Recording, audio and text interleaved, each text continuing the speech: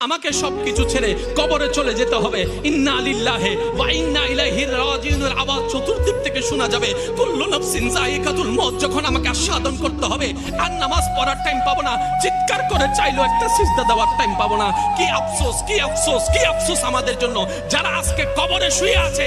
তারা রবের কাছে ফরিয়াদ করছে, মাওলা একটা সুযোগ দাও, দুনিয়াতে গিয়ে একটা নামাজ পড়ে আসি, একটা সিজদা দিয়ে আসি।